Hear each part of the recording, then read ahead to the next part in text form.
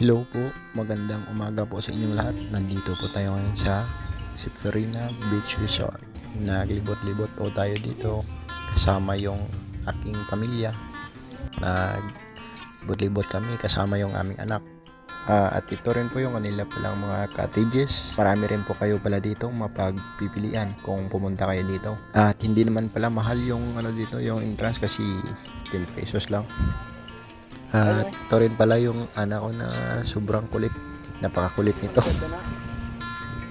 At sobrang na-enjoy rin siya dito kasi napakaganda ng paligid. At paborito niya kasi maglibot-libot at mag-rides-rides kasama namin ang kanyang mama.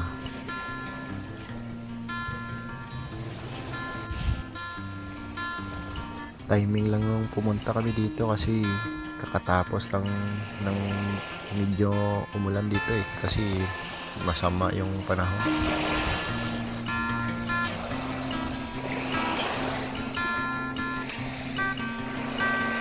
At yung makikita nyo pala na yung nagablo na yan sa kabila na isla, Iloilo ng Palapuyan.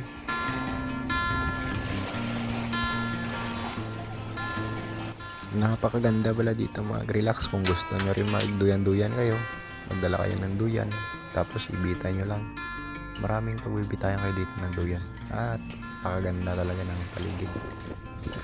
At dito ako parang lang ako dito parang nabuang ako dito. At kinuha ko pala yung anak na pakulit, sinabay ko sa video. At ito yung mga mangrove trees dito pala sa paligid. Napakarami pala yan dito sa paligid. Pwede mong bitayan ng duyan yung mga puno niya kung gusto niyo ng mga duyan kayo nadala. Dala kayo ng duyan at duyan-duyan na lang kayo. At sa nakikita nyo pala medyo hindi pa klaro yung tubig niyo kasi kakatapos lang ng ulan at medyo masama pa yung panahon dito. Ngayon lang gumanda yung sikat ng araw.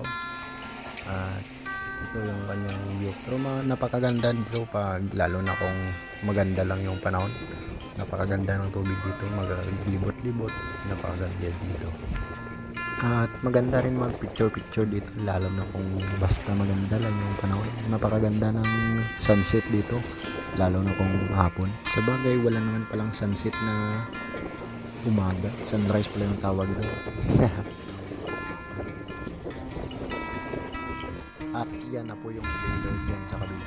At nagsulat-sulat yung baby namin dito sa buhangin. At thanks for watching guys. Maraming salamat sa panonood. God bless sa ating lahat. See you sa mga susunod na pang video guys. Salamat.